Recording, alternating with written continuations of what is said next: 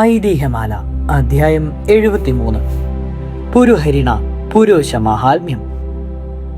പുരുഹരിണപുര, അതായത് ഏറ്റുമാനൂർ മഹാക്ഷേത്രം, ധനപുഷ്ടി കൊണ്ടും പ്രസിദ്ധി കൊണ്ടും തിരുവിതാംകൂറിലുള്ള മഹാക്ഷേത്രങ്ങളിൽ ഒട്ടും അപ്രധാനമല്ലാത്തതെന്നുള്ളത് സംശയമില്ലല്ലോ. ഇവിടെ ഖരപ്രകാശ മഹർഷിയാൽ പ്രതിഷ്ഠിക്കപ്പെട്ട അഘോരമൂർത്തിയായ ശിവന്റെ സാന്നിധ്യം ആദ്യകാലം മുതൽക്ക് തന്നെ ഉണ്ടായിരുന്നുവെന്നും പിന്നീട് തപസ്യയായ ഒരു ബ്രാഹ്മണന്റെ ശാപനിമിത്തം ഈ സ്ഥലം 1000 വർഷക്കാലം വലിയ വനമായി കിടന്നുപോയി എന്നും തദനന്തരം പ്രസിദ്ധനായ വില്വമംഗലത്ത് സ്വാമിയാരാണ് ഈ സ്ഥലം കണ്ടുപിടിക്കുകയും 36 നാഴിക ചുറ്റുമുള്ള സ്ഥലം മുഴുവനും ദേവന്റെ സങ്കേതമാക്കി തീർക്കുകയും ഈ സ്ഥലത്തു നിന്നുള്ള ആദായം കൊണ്ടും അയൽ ദേശവാസികളായുള്ള മറ്റുള്ള മഹാജനങ്ങളുടെ സഹായത്തോടു കൂടിയും ഇവിടെ ക്ഷേത്രം പണി കഴിപ്പിക്കുകയും പ്രസിദ്ധ തന്ത്രിയായ താഴ്മൺ പോറ്റിയെ കണ്ട് ദേവന് നവീകരണത്തോടു കൂടിയുള്ള കലശം മുതലായ ക്രിയകൾ നടത്തിക്കുകയും പടിത്തരം നിശ്ചയിക്കുകയും മറ്റും ചെയ്തതെന്നുമെന്നാണ് ഐതിഹ്യം. അതൊക്കെ അങ്ങനെ എന്തായാലും ഇവിടെ അസാമാന്യമായ ദേവസാന്നിധ്യം ഉണ്ടെന്നും ഇവിടുത്തെ ദേവന്റെ മാഹാത്മ്യം അത്ഭുതകരമാണെന്നുമുള്ളതിന് സംശയമില്ല. ഏറ്റുമാനൂർ ദേവന്റെ പ്രസിദ്ധി കേരളത്തിൽ മാത്രമല്ല പല ദേശങ്ങളിലും ധാരാളമായി വ്യാപിച്ചിട്ടുണ്ട്. ഈ ദേവസന്നിധിയിൽ ഭക്തിയോടുകൂടി ഭജനമിരുന്നാൽ ഒഴിയാത്ത ബാധയും ഭേദപ്പെടാത്ത രോഗവുമില്ലെന്നുള്ളത് ലോകപ്രസിദ്ധമാണ്. ആ ദേവസന്നിധിയിൽ പ്രാർത്ഥിച്ചാൽ സാധിക്കാത്ത കാര്യവുമില്ല. അതിനാൽ പല വിധത്തിലുള്ള കാര്യസിദ്ധിയെ ഉപദേശിച്ച് പല സ്ഥലങ്ങളിൽ നിന്നും അനേകം ആളുകൾ പ്രതിദിനം എന്ന പോലെ ഇപ്പോഴും ഇവിടെ വരികയും ഭജിക്കുകയും പ്രാർത്ഥിക്കുകയും ചെയ്യുന്നുണ്ട്. രക്ഷസ്, അപസ്മാരം എന്നീ ബാധകളെ ഒഴിക്കുന്ന വിഷയത്തിലാണ് ഏറ്റുമാനൂർ മഹാദേവന്റെ ശക്തി സവിശേഷം പ്രത്യക്ഷപ്പെട്ടു കാണുന്നത്. ഇവ ഇതര ദേവസന്നിധിയിലായപ്പോൾ എളുപ്പത്തിൽ ഒഴിയുകയില്ലല്ലോ. അതിനാൽ ഇവിടുത്തെ ഭജനത്തിനും മറ്റും വരുന്ന വരിയിൽ അധികം പേരും രക്ഷസോ അപസ്മാരമോ ബാധിച്ചവരായിരിക്കും. വേറെ കാര്യങ്ങൾ ഉദ്ദേശിച്ചും ഇവിടെ പലരും വരുന്നുണ്ട്. വിശ്വാസവും ഭക്തിയുമുള്ളവരാരായാലും ഈ ദേവസന്നിധിയിൽ വന്നിട്ട് കാര്യം സാധിക്കാതെ മടങ്ങിപ്പോയിട്ടില്ല. പണ്ടൊരിക്കൽ ഒരു ചെമ്പകശ്ശേരി രാജാവിന് സഹിക കഴിയാതെ ഒരു വയറ്റിൽ വേദനയുണ്ടായി. അനേകം വൈദ്യന്മാരെ കൊണ്ട് ചികിത്സ ഏൽപ്പിക്കുകയും പല ക്ഷേത്രങ്ങളിൽ ഭജനമിരിക്കുകയും ചെയ്തിട്ടും വയറ്റിൽ വേദനയ്ക്ക് യാതൊരു കുറവും ഉണ്ടായില്ല. പിന്നെ ഏറ്റുമാനൂർ ദേവസന്നിധിയിൽ ചെന്ന് ഭജിച്ചാൽ ഈ ഉദരവ്യാധി ശമിക്കുമെന്ന് കാണുകയാൽ രാജാവ് അവിടെ ചെന്ന് ഭജനം തുടങ്ങി. 41 ദിവസത്തെ ഭജനം കഴിഞ്ഞപ്പോൾ തന്നെ രാജാവ് വേദന വളരെ കുറയുകയും ഒരുവിധം സഹിക്കണമെന്നുള്ള സ്ഥിതിയാവുകയും ചെയ്തു. പിന്നെയും അദ്ദേഹം ഭക്തിയോടും വിശ്വാസത്തോടും നിഷ്ഠയോടും കൂടി ഒരു വർഷം ഭജിച്ചു. വയറൽ വേദന നിശേഷം മാറി രാജാവ് പൂർണ്ണസുഖത്തെ പ്രാപിച്ചു. ഭജനം ഏതാണ്ട് 13 മാസമായപ്പോൾ തന്നെ രാജാവ് ഭജനം കാലം കൂടുന്ന ദിവസം ക്ഷേത്രത്തിൽ ഒരു സദ്യയും വിളക്കും കഴിക്കണമെന്ന് നിശ്ചയിച്ചു. അത് നിശ്ചയിച്ച ദിവസം രാത്രിയിൽ കിടന്നുറങ്ങിയ സമയം രാജാവിന് ഒരു സ്വപ്നമുണ്ടായി. അദ്ദേഹത്തിന്റെ അടുക്കൽ ചെന്ന ഒരാൾ പറഞ്ഞു, എനിക്ക് സദ്യയും വിളക്കുമൊന്നും ആവശ്യമില്ല, വിചാരിച്ചിട്ടുള്ള സംഖ്യ പണ്ടമായിട്ടോ പണമായിട്ടോ തന്നാൽ മതി എന്ന് പറഞ്ഞതായിട്ടാണ് സ്വപ്നം കണ്ടത്. ഇത് ഏറ്റുമാനൂർ മഹാദേവൻ തന്നെ അരുളി ചെയ്തതാണെന്ന് അദ്ദേഹത്തിന് തോന്നി. പിറ്റേ ദിവസം പ്രശ്നം വെപ്പിച്ച് നോക്കിയിട്ട് അങ്ങനെ തന്നെ വിധിക്കുകയും ചെയ്തു. അതിനാൽ രാജാവ് സദ്യയ്ക്കും വിളക്കിനുമായി നിശ്ചയിച്ചിരുന്ന സംഖ്യയിൽ നിന്ന് ഏതാനും ചിലവ് ചെയ്ത് ഓടുകൊണ്ടൊരു വൃക്ഷ വിഗ്രഹം നിർമ്മിച്ചു. അത് വാർപ്പിച്ച് ഭജനം കാലം കൂടിയ ദിവസം നടക്കി വെക്കുകയും ചെയ്തു. ബാക്കിയുള്ള പണം ഭണ്ഡാരത്തിലിടുകയും ചെയ്തു. ആ വൃഷഭ വിഗ്രഹത്തിന്റെ അകം പൊള്ളയാണ്. അതിന്റെ ഒരു വശത്ത് ഒരു ദ്വാരവും ആ ദ്വാരത്തിന് ശംഖുപിരിയായിട്ടൊരടപ്പുമുണ്ട്. ആ വിഗ്രഹത്തിനകത്ത് നിറച്ച് ചെന്നല്ലെന്ന് വിത്താക്കി അടച്ചാണ് അത് നടച്ചു വെച്ചിരിക്കുന്നത്. അത് നടക്കി വെച്ച ദിവസം രാത്രിയിൽ രാജാവിന് വീണ്ടും ഒരു ദർശനമുണ്ടായി. അദ്ദേഹം കിടന്നുറങ്ങിയ സമയം മുമ്പ് സ്വപ്നത്തിൽ കണ്ട ആൾ തന്നെ അദ്ദേഹത്തിന്റെ അടുക്കൽ ചെന്ന്, ഞാൻ വളരെ സന്തോഷിച്ചിരിക്കുന്നു, ഇനി അങ്ങേക്ക് വയറ്റിൽ വേദന ഒരിക്കലും ഉണ്ടാവുകയില്ല, നാളെ തന്നെ സ്വദേശത്തേക്ക് പോയിക്കോളൂ. അങ്ങ് നടക്കി വെച്ചിരിക്കുന്ന ഈ വൃഷഭ വിഗ്രഹത്തിന്റെ അടപ്പ് തുറന്നൊരു നെല്ലെടുത്ത് ഭക്ഷിച്ചാൽ ആർക്കും ഏതു വിധത്തിലുള്ള ഉദരവ്യാധിയും ശമിക്കും. ഇത്രയും പറഞ്ഞിട്ട് അദ്ദേഹത്തിന് തോന്നി. രാജാവ് ആ വിവരം ദേവസക്കാരെ അറിയിച്ചിട്ട് പിറ്റേ ദിവസം തന്നെ സ്വദേശത്തിലേക്ക് പോയി. ആ വൃഷഭ വിഗ്രഹം ഇപ്പോഴും ഏറ്റുമാനൂർ ക്ഷേത്രത്തിൽ മണ്ഡപത്തിലിരിക്കുന്നുണ്ട്. അതിൽ നിന്ന് നെല്ലെടുത്ത് അത് തിന്നിട്ട് പലർക്കും ഉദരവ്യാധി ഭേദമാകുന്നുമുണ്ട്. ഭക്തിയും വിശ്വാസവും ഇല്ലാത്തവർക്ക് യാതൊരു ഫലവും കാണുകയില്ലെന്ന് മാത്രമേ ഉള്ളൂ. പണ്ടൊരു കാലത്ത് ഒരു പൂഞ്ഞാറ്റൽ തമ്പുരാൻ ആളറിയാതെ ഒരു പരദേശ ബ്രാഹ്മണനെ വെട്ടിക്കൊന്നു. ആ ബ്രാഹ്മണ രക്ഷസ് തമ്പുരാനെ ബാധിക്കുകയും തന്നിമിത്തം തമ്പുരാൻ വലിയ കഷ്ടസ്ഥിതിയിലായിത്തീരുകയും ചെയ്തു. ആ രക്ഷസിനെ ഒഴിക്കാനായിട്ട് തമ്പുരാൻ പലരെയും കൊണ്ട് മന്ത്രവാദങ്ങൾ അയപ്പിക്കുകയും അനേകം ദേവാലയങ്ങളിൽ ഭജനമിരിക്കുകയും ചെയ്തു. എന്നിട്ടും യാതൊരു ഫലവും ഉണ്ടായില്ല. ഒടുക്കം അദ്ദേഹം ഏറ്റുമാനൂർ ദേവസന്നിധിയിലെത്തി ഏറ്റവും നിഷ്ഠയോടുകൂടി ഭജനം തുടങ്ങി. 41 ദിവസം രക്ഷസ് തുള്ളി സത്യം ചെയ്തൊഴിഞ്ഞുപോയി. അനന്തരം തമ്പുരാൻ പ്രതിദിനം 36 ബ്രാഹ്മണന്മാർക്ക് വീതം ക്ഷേത്രത്തിൽ നമസ്കാരം കൊടുക്കുന്നതിന് വേണ്ടുന്നുള്ള വസ്തുവകകൾ ദേവസ്വത്തിലേക്ക് വെച്ചെഴുതി കൊടുത്തു. ആ 36 നമസ്കാരം ഇപ്പോഴും അവിടെ മുടക്കം കൂടാതെ നടത്തുന്നുണ്ട്. ഒരിക്കൽ സാമൂതിരിപ്പാട് തമ്പുരാന്റെ ഭാഗിനിയെയും മാധവി എന്ന പേരുമായ ഒരു തമ്പുരാട്ടിയുടെ തലയിൽ ഒരു വലിയ വ്രണമുണ്ടായി. അനേകം ചികിത്സകൾ ചെയ്തിട്ടും യാതൊരു ഫലവും ഉണ്ടായില്ല. ഒടുക്കം വ്രണം വളരെ വർദ്ധിക്കുകയും പുഴുക്കുകയും ചെയ്തു. അപ്പോൾ തമ്പുരാട്ടിക്ക് വേദനയും മനസ്താപവും സഹിക്കുവാൻ വയ്യാതെയായി തീർന്നു. ഒരു ദിവസം രാത്രിയിൽ തമ്പുരാട്ടി വേദന കൊണ്ട് ഉറക്കം വരാതെ വ്യസനിച്ചുകൊണ്ട് കിടന്നപ്പോൾ ഏറ്റുമാനൂർ മഹാദേവന്റെ മാഹാത്മ്യങ്ങൾ പലരും പറഞ്ഞ് കേട്ടിട്ടുള്ളതിനെക്കുറിച്ച് ഓർമ്മ വരികയാൽ, എൻ്റെ ഏറ്റുമാനൂർ മഹാദേവ, എൻ്റെ ഈ വ്യാധി മാറ്റി ഒരു ദിവസമെങ്കിലും സുഖമായി ജീവിച്ചിരിക്കുവാൻ എനിക്ക് സംഗതിയാക്കി തന്നാൽ അവിടെ എൻ്റെ പേർക്ക് എന്നും ഒരു പൂജ നടത്തിച്ചേക്കാം. അനേകം പേരുടെ രോഗങ്ങൾക്കും ബാധകൾക്കും മാറ്റി അവിടുന്ന് രക്ഷിക്കുന്നുണ്ടല്ലോ. എന്നെ കുറിച്ചുകൂടി അവിടേക്ക് സ്വല്പം കൃപയുണ്ടാകണമേ എന്ന് പ്രാർത്ഥിച്ചു. സ്വല്പസമയം കഴിഞ്ഞപ്പോൾ വേദന കുറയുകയും തമ്പുരാട്ടി ഉറങ്ങിത്തുടങ്ങുകയും ചെയ്തു. ആ സമയം വലത് കൈയിൽ ഒരു വാളും ഇടത് കൈയിൽ ഒരു ഭസ്മസഞ്ചിയും അരയിലൊരു പട്ടും ധരിച്ച് ഒരാൾ തന്റെ അടുക്കൽ വരികയും വാൾ കൊണ്ട് തലയിലെ പുഴുകളെയെല്ലാം വടിച്ചു കളഞ്ഞ് ഭസ്മം തേച്ചിട്ട്, നീ ഒട്ടും വ്യസനിക്കേണ്ട, നിന്റെ സുഖക്കേട് നിശേഷം ഭേദമാകുന്നു എന്ന് പറയുകയും ചെയ്തു. നേരം വെളുത്ത് തമ്പുരാട്ടി ഉണർന്ന് തലയിൽ തപ്പി നോക്കിയപ്പോൾ വ്രണം നിശേഷം ഉണങ്ങിയിരിക്കുന്നത് അറിഞ്ഞു. ലേശം പോലും വേദന ഉണ്ടായിരുന്നുമില്ല. ഉടനെ തമ്പുരാട്ടി ഈ വിവരമെല്ലാം സാമൂതിരിപ്പാട് തമ്പുരാന്റെ അടുക്കൽ അറിയിക്കുകയും തമ്പുരാൻ അത്യധികം സന്തോഷിക്കുകയും വിസ്മയിക്കുകയും അടുത്ത ദിവസം തന്നെ മാധവി തമ്പുരാട്ടിയെ കൊണ്ട് പരിവാര സമേതം പുറപ്പെട്ട് ഏറ്റുമാനൂരെത്തുകയും ചെയ്തു. തമ്പുരാൻ അവിടെ ഏതാനും ദിവസം താമസിച്ച് 336 പറ നിലവും 7 അരി മുറി പുരയിടവും വാങ്ങി. അതിന്റെ ആധാരവും അസംഖ്യ പണവും പട്ടും രത്നങ്ങളും മാധവി തമ്പുരാട്ടിയെ കൊണ്ട് നടക്കി വെപ്പിച്ച് വന്നിപ്പിക്കുകയും ആ വസ്തുക്കളിലെ ആദായമെടുത്ത് പതിവായി ദേവന് അഭിഷേകം കഴിഞ്ഞാൽ ഉടനെ ഒരു പൂജ നടത്തുന്നതിന് ഏർപ്പാട് ചെയ്യുകയും ചെയ്തു. ഈ പൂജ പതിവായി നിർവിഘ്നം നടത്തുന്നതിനായി അദ്ദേഹം തന്റെ ശമ്പളക്കാരിൽ ചിലരെ അവിടെ താമസിപ്പിച്ചു. അവർക്ക് താമസിക്കുന്നതിന് ഒരു മഠം പണിയിച്ചു കൊടുക്കുകയും ചെയ്തു. ഇത്രയുമൊക്കെ കഴിച്ചിട്ടാണ് തമ്പുരാൻ മടങ്ങിപ്പോയത്. അത്രയും കാലം ഏറ്റുമാനൂർ മഹാദേവനെ ഭജിച്ചുകൊണ്ട് മാധവി തമ്പുരാട്ടിയും അവിടെ താമസിച്ചിരുന്നു. തമ്പുരാട്ടിയുടെ വകയായി ഏർപ്പെടുത്തിയ പൂജ ഇപ്പോഴും അവിടെ പതിവായി നിർവിഘ്നം നടത്തി വരുന്നുണ്ട്. ആ പൂജയ്ക്ക് മാധവപ്പള്ളി പൂജ എന്നാണ് പേര് പറഞ്ഞു വരുന്നത്. പൂജവയ്ക്കായി ദേവസ്വത്തിലേക്ക് ഏൽപ്പിച്ചു കൊടുത്ത നിലത്തിന് മാധവപ്പള്ളി നിലമെന്നും പുരയിടങ്ങൾക്ക് മാധവപ്പള്ളി പുരയിടമെന്നും ഇപ്പോഴും പേര് പറഞ്ഞു വരുന്നു. ഈ പൂജയ്ക്ക് നീലക്കരിമ്പിന്റെ 6 പലം ശർക്കരയും 6 നാളികേരവും കണ്ട് 2 നെയ്യും 2 നാഴി അരിയുമായിട്ട് ഒരു ഇടിച്ചു പിഴിഞ്ഞ പായസവും 1 പറ അരി വെള്ളം നേദ്യവും വിളക്ക് വെക്കുവാനായി 4 അടി എണ്ണയുമാണ് പതിവ്. കൊല്ലം 929 ആണ്ട് വടക്കങ്കൂർ രാജ്യം പിടിച്ചെടുക്കുന്നതിനായി തിരുവിതാംകൂർ മഹാരാജാവിന്റെ സൈന്യങ്ങൾ അവിടെ പ്രവേശിച്ചപ്പോൾ മാധവപ്പള്ളി നിലത്തിലെ വിളവും മാധവപ്പള്ളി പുരയിടങ്ങളിലെ ഫലപുഷ്ടിയുള്ള വൃക്ഷങ്ങളും മാധവപ്പള്ളി മടവും നശിപ്പിച്ച് കളയുകയും തന്നിമിത്തം മഹാരാജാവിന് ഏറ്റുമാനൂർ മഹാദേവന്റെ അനിഷ്ടവും പലവിധത്തിലുള്ള അനർത്ഥങ്ങളും സംഭവിക്കുകയാണ്. ആദോഷ പരിഹാരാർത്ഥം മഹാരാജാവ് പ്രായശ്ചിത്തമായി 8 മാറ്റിൽ 7143 അരക്കാൽ കഴഞ്ച് സ്വർണം കൊണ്ട് 7 ആനകളെയും 7 കഞ്ചുക സ്വർണം കൊണ്ട് തോട്ടിയും വളറും 96 കഴഞ്ച് സ്വർണം കൊണ്ട് ഒരു പഴുക്കാക്കുലയും നടക്കി വെക്കുകയും മാണിക്യം ദേശത്തിൽ ഉൾപ്പെടുന്ന 168 പറ നിലവും 23 മുറി പുരയിടവും ഒരു മഠവും ഏറ്റുമാനൂർ മഹാദേവനായ ദേവസ്വത്തിലേക്ക് വെച്ചിഴിഞ്ഞു കൊടുക്കുകയും ചെയ്ത സംഭവം ആ പ്രായശ്ചത്തെ ഓർത്ത് കൊല്ലം 1964 ആണ്ട് ഇടവമാസം 12-ാം തീയതി എഴുതി വെച്ചതായി ദേവസ്വത്തിൽ ഇപ്പോഴും കാണുന്നുണ്ട്. ഈ 7.5 പൊന്നാനകളെ 973 ആണ്ട് നാട് നീങ്ങിയ കാർത്തികീയ തിരുനാൾ രാമവർമ്മ മഹാരാജാവ് ഉണ്ടാക്കിച്ച് വൈക്കത്തപ്പന് വഴിപാടായി കൊടുത്തയച്ചതാണെന്നും ആനകളെ കൊണ്ടുപോയവർ ഏറ്റുമാനൂരെത്തിയപ്പോൾ ഏറ്റുമാനൂർ മഹാദേവന്റെ വിരോധം കണ്ട് ആനകളെ അവിടെ നിന്നും കൊണ്ടുപോകുവാൻ നിവൃത്തിയില്ലാതെ വരികയാൽ അവ ഏറ്റുമാനൂർ ദേവന്റെ വകയായി തീർന്നതെന്നുമാണ് ഐതിഹ്യം. മേൽപ്പറഞ്ഞ പ്രായശ്ചിത്ത ചേർത്തുകൊണ്ട് ആദ്യം പറഞ്ഞത് തന്നെ വാസ്തവമാണെന്ന് വിചാരിക്കാം. ഏതു വിധമായാലും ഈ പൊന്നാനികൾ എപ്പോഴും ഏറ്റുമാനൂരിലുണ്ടെന്നതിൽ പക്ഷാന്തരാവകാശമില്ല.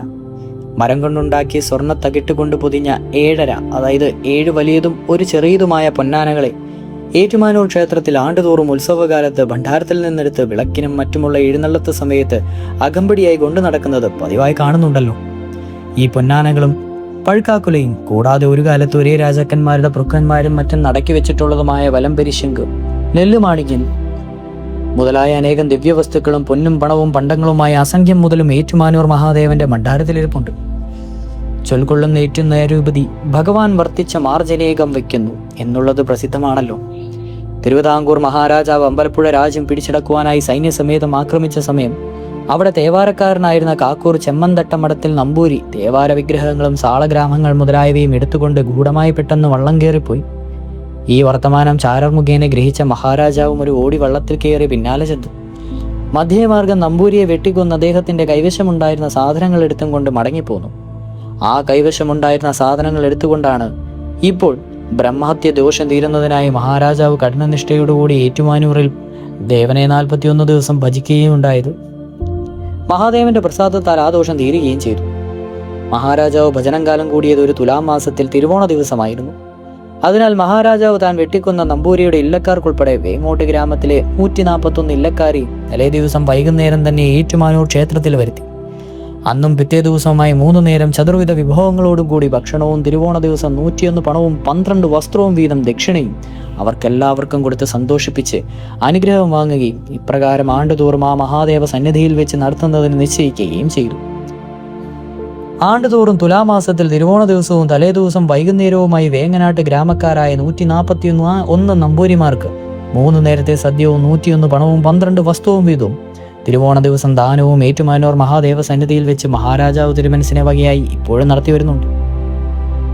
ഈ അടിയന്തരത്തിന് പട്ടത്താനം എന്നാണ് പേര് പറഞ്ഞു വരുന്നത്. ഇപ്പോൾ ഈ ദാനം മഹാരാജാവ് തിരുമനസിന്റെ പ്രതിനിധിയായി ഏറ്റുമാനൂരിലെത്തി നടത്തുവരുന്നത് വഞ്ഞിപ്പുഴത്തെ തമ്പുരാനാണ്. ഇതിലേക്ക് തമ്പുരാന് ചില അനുഭവങ്ങൾ കൽപ്പിച്ചു വെച്ചിട്ടുമുണ്ട്. ഏറ്റുമാനൂർ ക്ഷേത്രത്തിലെ ബലിക്കൽപുരയിൽ വലിയ ബലിക്കല്ലിന്റെ പടിഞ്ഞാറ് വശത്തായി ഒരു വലിയ തൂക്കുവിളക്കുണ്ട്. അത് മേൽത്തട്ടിന്മേൽ ഒരു കുറ്റിയും വളയും തറച്ച് അതിന്മേലാണ് തൂക്കിയിരിക്കുന്നത്. ആ വിളക്കിന് സാധാരണയായി പറഞ്ഞു വരുന്ന പേര് വലിയ വിളക്ക് എന്നാണ്. അത് വാടാവിളക്കായി എന്നും അഹോരാത്രം കത്തിക്കൊണ്ടിരിക്കുന്ന നിൽക്കുന്നു. ആ വിളക്ക് വെക്കുന്ന ദേവസ്വത്തിൽ നിന്നും യാതൊരു ചെലവും പതിവില്ല. ആ വിളക്ക് വകയായി വഴിപാടായിട്ട് വരുന്ന എണ്ണ കൊണ്ട് ആ ചെലവ് നടക്കുന്നുണ്ടെന്ന് മാത്രമല്ല, ആണ്ടുതോറും 100-150 ചോദന എണ്ണ വീണം മിച്ചം വരുന്നുണ്ട്. ഏറ്റുമാനൂർ വലിയ വിളക്ക് കൊളുത്തിക്കുക പ്രധാനമായിട്ടുള്ള ഒരു വഴിപാടാണ്.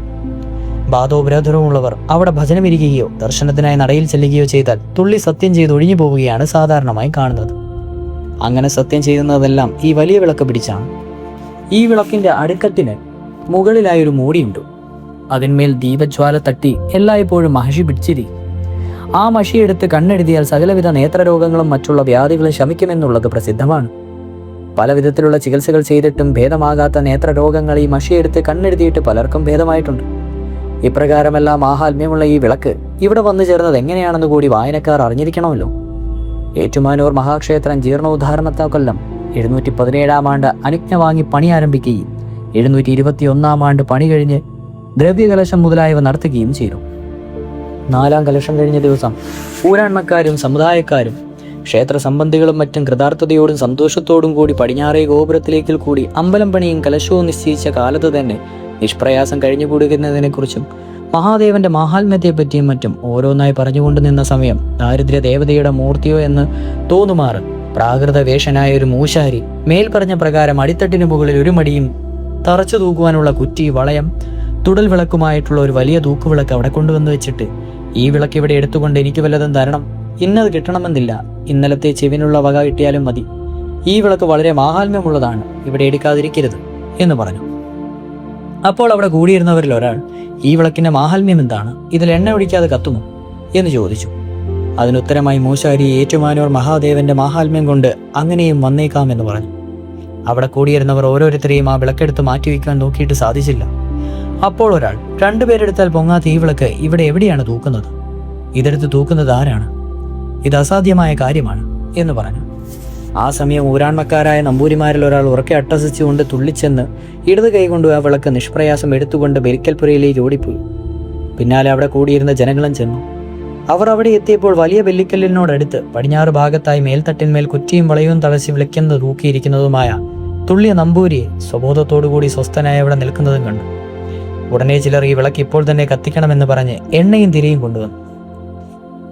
തിരി വിളക്കിലിട്ട് എണ്ണ ഒഴിക്കുന്നതിന് മുമ്പായി അതിഭയങ്കരമായ ഒരു ഇടിയും മന്നലും ഉണ്ടായി. അതോടുകൂടി അവിടെ കൂടിയിരുന്നവർക്കെല്ലാം കുറച്ചു സമയത്തേക്ക് കണ്ണ് കാണുവാൻ വയ്യാതെയായിപ്പോയി. എല്ലാവർക്കും കണ്ണ് കാറാറായപ്പോൾ വിളക്കിൽ എണ്ണ നിറഞ്ഞിരിക്കുന്നതും വിളക്ക് കത്തുന്നതായി കണ്ടു. കൊണ്ടുചെന്ന് വെച്ച എണ്ണ മുഴുവനും അവിടെ തന്നെ ഇരിക്കുന്നുമുണ്ടായിരുന്നു. ഇപ്രകാരമാണ് ഈ വലിയ വിളക്കിന്റെ ആഗമം. എല്ലാവരും വിസ്മയകുലരായി കുറച്ചു നേരം വന്നതിന് ശേഷം അവർക്ക് മൂശാരിയുടെ കാര്യം ഓർമ്മ വന്നു. അവന് വല്ലതും കൊടുത്തയക്കണം, അവനൊരു പാവമാണ്. നേരം വൈകി തുടങ്ങി. അവൻ അത്താഴത്തിന് ഇവിടെ നിന്ന് വല്ലതും കൂട്ടി കിട്ടി ചെന്നിട്ട് വേണമായിരിക്കും. എന്ന് പറഞ്ഞുകൊണ്ട് എല്ലാവരും വീണ്ടും ഗോപുരത്തിലെത്തി. മൂശാരിയെ അവിടെ കാണാഞ്ഞിട്ട് 4 ദിക്കിലേക്കും ആളുകളെ അയച്ച് അന്വേഷിപ്പിച്ചു. അവിടെയെങ്ങും അവനെ കണ്ടില്ല. അവൻ ഏത് ദിക്കുകാരനെന്നോ എവിടെ നിന്ന് വന്നതെന്നോ എങ്ങോട്ട് പോയി എന്നോ അറിയാൻ പോലും കഴിഞ്ഞില്ല. അതുകൊണ്ട് അവൻ കേവലം ഒരു മൂശാരി അല്ലായിരുന്നുവെന്നും ഒരു ദിവ്യനായിരുന്നുവെന്നും എല്ലാവരും തീർച്ചപ്പെടുത്തി. 2 പേർ കൂടി പിടിച്ചാൽ നീക്കി വയ്ക്കുവാൻ കഴിയാത്തതായ വിളക്ക് അവൻ തനിച്ചെടുത്തുകൊണ്ട് വന്നപ്പോൾ തന്നെ അവൻ കേവലം ഒരു മനുഷ്യനല്ലെന്ന് അറിയേണ്ടിയതായിരുന്നു. അപ്പോൾ അതിനെക്കുറിച്ച് ആരും ഓർത്തില്ല എന്നേ ഉള്ളൂ. ഇങ്ങനെ ഏറ്റുമാനൂർ മഹാദേവന്റെ മാഹാത്മ്യത്താൽ അവിടെ ഉണ്ടായിട്ടുള്ള അത്ഭുതങ്ങൾ പറഞ്ഞാൽ ഒരിക്കലും അവസാനിക്കുകയില്ല. അതിനാൽ അടുത്ത കാലത്തുണ്ടായ ഒരു അത്ഭുത സംഗതി കൂടി പറയാം. വയോവൃദ്ധനായ ഒരു പരദേശ ബ്രാഹ്മണൻ ചേർത്തലിൽ നിന്നുള്ള ധനവാന്മാരായ തിരുമുൽപ്പാടിന്റെ അടുക്കൽ ചെന്ന്, എൻ്റെ കൈവശം 1000 രൂപയുണ്ട്.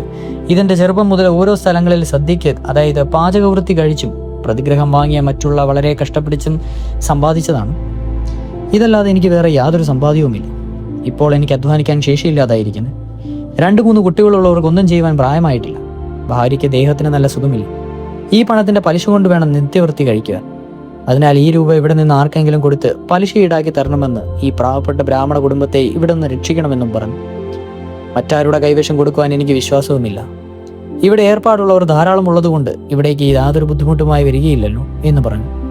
അത് കേട്ട് തിരുമുൽപ്പാട്, ഇത് വാങ്ങി ആർക്കെങ്കിലും കൊടുത്ത് ശരിയായ പ്രമാണം വാങ്ങുകയും ആണ്ടുതോറും മുറയ്ക്ക് പലിശ വാങ്ങി കൊടുക്കുകയും ചെയ്യണം.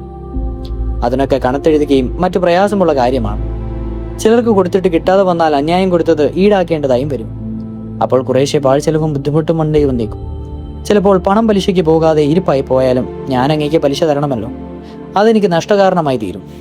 ഇങ്ങനെയൊക്കെയാണ് പരമാർത്ഥ സ്ഥിതിയെങ്കിലും അങ്ങന്റെ അടുക്കൽ വന്ന് അപേക്ഷിച്ചിട്ട് ഞാൻ തീരെ ഉപേക്ഷിക്കുന്നത് കഷ്ടമാണല്ലോ. അതിനാൽ 1000 രൂപയ്ക്ക് ആണ്ടിൽ 60 രൂപ പലിശയായിട്ട് സമ്മതമുണ്ടെങ്കിൽ രൂപ തന്നേക്കും, ഞാൻ എടുത്തുകൊള്ളാം. പണം പലിശയ്ക്ക് പോകാതെ ഇവിടെ ഇരുന്നു പോയാലും ഈ പലിശ ഞാൻ തന്നേക്കാം. ഒരു ബ്രാഹ്മണ കുടുംബം രക്ഷിക്കാനായിട്ട് സ്വല്പം നഷ്ടവും ബുദ്ധിമുട്ടും വന്നാലും അതൊന്നും ഒരു വലിയ കാര്യമായി ഞാൻ വിചാരിക്കുന്നില്ല. പലിശ ഞാൻ പറഞ്ഞതിൽ കൂടുതൽ വേണമെന്നുണ്ടെങ്കിൽ പണം ഇവിടെ വേണ്ട, വേറെ ആർക്കെങ്കിലും കൊടുത്തുകൊള്ളൂ.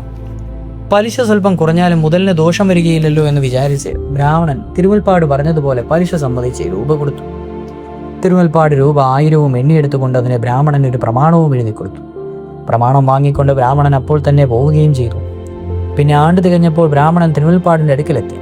ഉടനെ തിരുമുൽപ്പാട് പലിശ ഉറപ്പിക്കുകയും 60 എണ്ണി കൊടുക്കുകയും ബ്രാഹ്മണൻ അത് വാങ്ങിക്കൊണ്ട് രസീത് കൊടുക്കുകയും ചെയ്തു. അങ്ങനെ 5-6 കൊല്ലം കഴിഞ്ഞപ്പോൾ പ്രമാണത്തിന് കാലഹരണം സംഭവിക്കാറായതിനാൽ കാലഹരണം വരുന്നതിന് തലേദിവസം ബ്രാഹ്മണൻ തിരുമുൽപ്പാടിന്റെ അടുക്കൽ ചെന്ന്, നമ്മുടെ പ്രമാണത്തിന് കാലഹരണ ദോഷം സംഭവിക്കുവാറായിരിക്കുന്നു, അതിനാൽ അതൊന്ന് മാറി എഴുതി തന്നാൽ കൊള്ളാം. എനിക്ക് അവിടുത്തെ പേരിൽ അവിശ്വാസമുണ്ടായെന്ന് പറയുന്നില്ല. പ്രമാണത്തിന് കാലഹരണം വന്നാലും ഇവിടെ നേരിട്ടുണ്ടാക്കി പറയണമെന്ന് എനിക്ക് നല്ല ധൈര്യമുണ്ട്. എങ്കിലും മനുഷ്യാവസ്ഥയല്ലേ, പ്രമാണം ശരിയായി തന്നെ ഇരിക്കട്ടെ എന്ന് വിചാരിച്ച് പറയുന്നതാണ്. ഞാൻ അഗതിയാണെന്നും എനിക്ക് വേറെ സമ്പാദ്യമൊന്നും ഇല്ലെന്നും അറിയാമല്ലോ എന്ന് പറഞ്ഞു.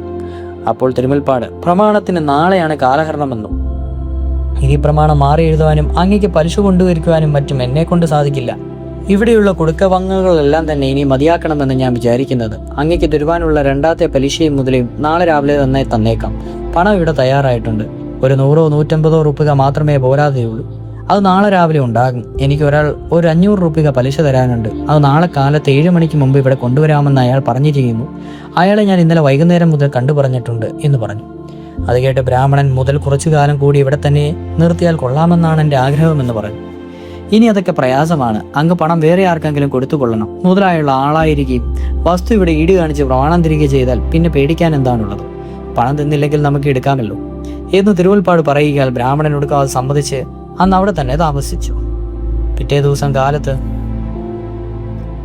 ഏകദേശം 8 തിരുമുൽപ്പാട് അയാൾ വന്നില്ലല്ലോ. ഞാനിന്നിറങ്ങി അയാളെ അന്വേഷിക്കട്ടെ, താമസിക്കുകയില്ല, ക്ഷണത്തിൽ വന്നേക്കാം. പണം അത് കിട്ടിയില്ലെങ്കിൽ വേറെ ഉണ്ടാവും. എങ്ങനെയായാലും കാര്യത്തിന് കുഴപ്പമില്ല. ഞാൻ മടങ്ങി വരുമ്പോഴേക്കും അങ്ങ് കുളിച്ച് ഊണ് കഴിക്കണം. പണവും കൊണ്ട് പോകുമ്പോൾ കുളിക്കാനും ഉണ്ണാനുമായി വഴിക്ക് നല്ല സ്ഥലത്തും കയറുന്നത് ശരിയല്ല.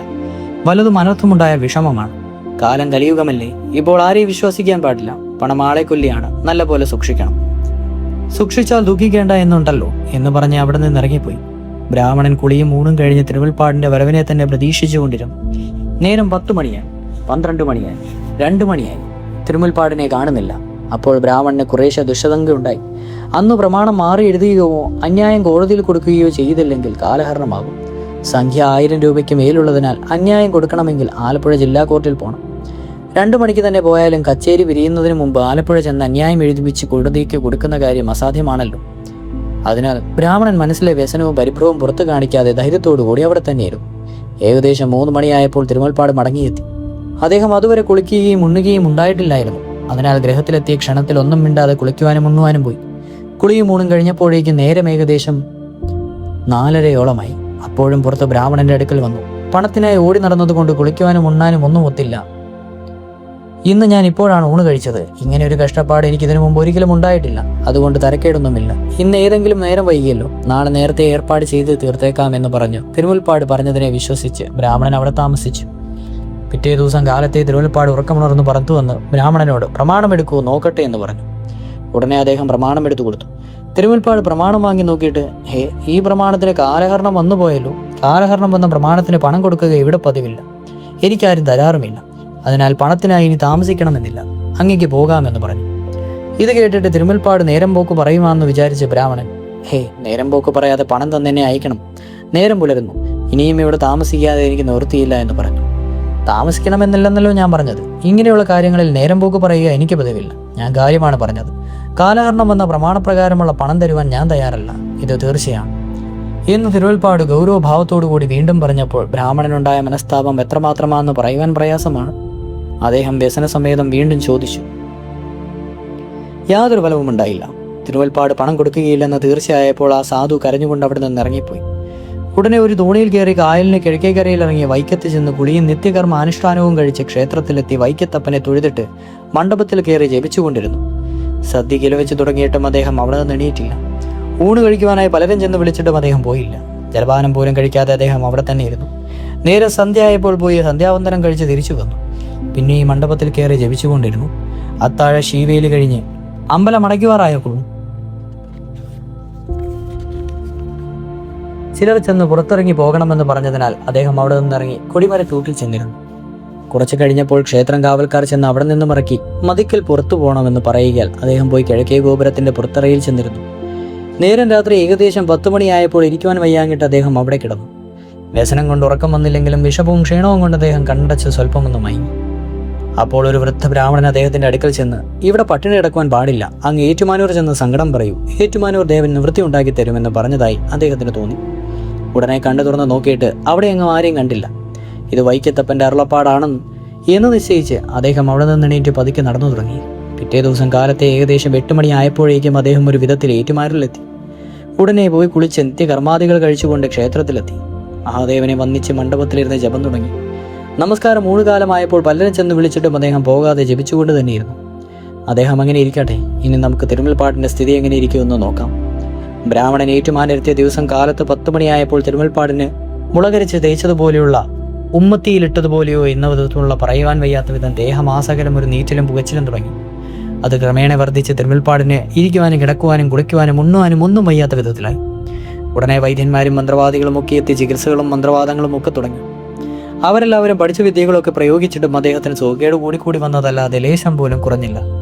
പിന്നെ പ്രസിദ്ധനായ കായിക്കര മേനവനെ വരുത്തി പ്രശ്നം വെപ്പിച്ച് നോക്കിച്ചപ്പോൾ ധനസംബന്ധമായ ഒരു കാര്യത്തിന് ഒരു ബ്രാഹ്മണൻ ചെന്ന് ഏറ്റുമാനൂർ മഹാദേവനെ ശരണം പ്രാപിച്ചിരിക്കുന്നതിനാൽ ആ മഹാദേവന്റെ കോപം നിമിത്തമാണ് ഈ സുഖക്കേട് ഉണ്ടായതെന്നും ബ്രാഹ്മണന് കൊടുക്കുവാനുള്ള സംഖ്യ കൊടുത്ത് ക്ഷമായാചന ചെയ്യുകയും അത്രയും സംഖ്യ ഭണ്ഡാരത്തിലിട്ട് മഹാദേവനെ വന്ദിക്കുകയും ചെയ്യാതെ സുഖക്കേട് ഭേദമാവുകയില്ലെന്നും അങ്ങനെ ചെയ്താൽ ഉടനെ സുഖമാവുമെന്നും വിധിച്ചു. ഉടനെ തിരുമുൽപ്പാട് 1100 രൂപ വീതം ഏറ്റുമാനൂർക്ക് സമീപം അതിരമ്പുഴ എത്തി കരക്കിടങ്ങി നടന്ന് ഏറ്റുമാനൂർ ചെന്നു. അദ്ദേഹം കുളിച്ചമ്പലത്തിൽ ചെന്നപ്പോൾ ഉത്തമർണനായ ബ്രാഹ്മണൻ മണ്ഡപത്തിൽ ജപിച്ചുകൊണ്ടിരിക്കുന്നത് കണ്ട് ഒരു കിഴ അദ്ദേഹത്തിന് മുമ്പിൽ വെച്ചു.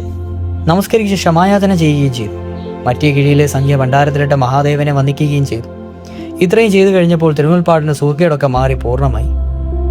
ബ്രാഹ്മണന് മനസ്താപം തീർന്ന സന്തോഷമായി. അദ്ദേഹം കഴിയിച്ചിട്ട് എണ്ണി നോക്കി. 1000 രൂപ എടുക്കുകയും 100 രൂപ ഭണ്ഡാരത്തിലിടുകയും ചെയ്തു.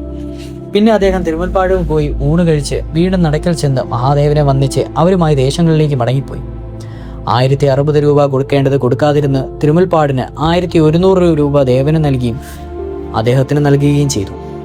ഇപ്രകാരമൊക്കെയാണ് ഏറ്റുമാനൂർ മഹാദേവന്റെ മഹാത്മ്യം. ആ ദേവസ്വം തിരുവിതാംകൂർ സർക്കാരിൽ ചേർത്തപ്പോൾ അവിടുത്തെ നിത്യാദിദാനങ്ങൾക്കായി മുൻപുണ്ടായിരുന്ന പതിവിൽ വളരെ കുറിച്ചിട്ടുണ്ട്. കാലഭേദം കൊണ്ട് അവിടുത്തെ പൂജാതി കർമ്മങ്ങൾക്ക് വളരെ വൈകല്യവും വന്നിട്ടുണ്ട്.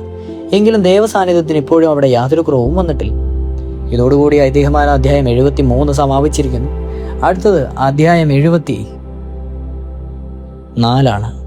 തോലകകൾ.